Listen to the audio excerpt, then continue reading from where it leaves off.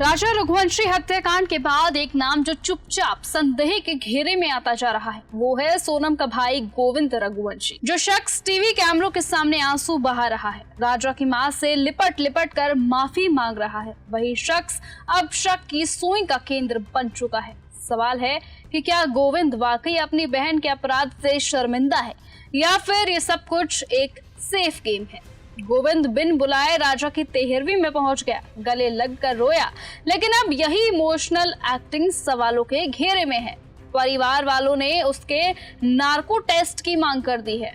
बता दें कि सूत्रों के मुताबिक गोविंद का नाम हवाला लेन देन और संदिग्ध खातों से भी जुड़ा हुआ है। वही वो मीडिया में बार बार नई कहानी गढ़ता है, कभी सोनम राज को भाई बहन बताता है तो कभी हनीमून पर जाने की बातों से पल्ला झाड़ता है। पिता ने क्या कुछ कहा वो आप खुद सुनिए। उससे अगर कड़ी पूछताछ होगी सोनम से तो आगे का राज और खुलेगा, इसमें और ही मिले होंगे ये और भी लोग कि एक लेडीज इतना वो नहीं कर सकती है।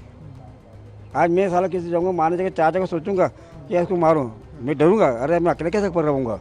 वो अकेला जब इतना गेम चला सकती है तो समझ फिर उसके आगे पीछे और कोई होंगे, उसमें उसकी लेडीज से सहेली या कोई लेडीज से मिली होंगी।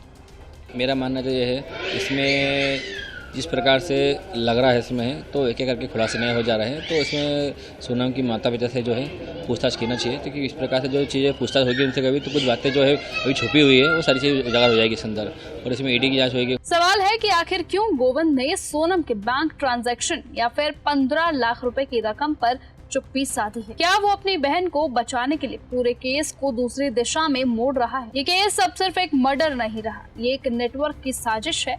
हवाला, झूठे रिश्तों और मीडिया मैनेजमेंट की परतों से भरी मिस्ट्री बन चुका है। और अब इस मिस्ट्री के बीच सबसे शांत चेहरा है गोविंद, और सबसे बड़ा सवाल बन गया है गोविंद। इसलिए अब आगे देखना होगा कि क्या गोविंद की वजह से ही राजा की जान गई है, क्या गोविंद और सोनम दोनों आपस में मिले हुए थे। ये आने वाला वक्त बताएगा। फिलहाल आज की इस खबर में सिर्फ इतना ही। देश और दुनिया की तमाम बाकी खबरों से ऐसे ही जुड़े रहने के लिए आप बने रहिए और ऐसे ही देखते रहिए न्यूज़ एक्सप्रेस। नमस्कार।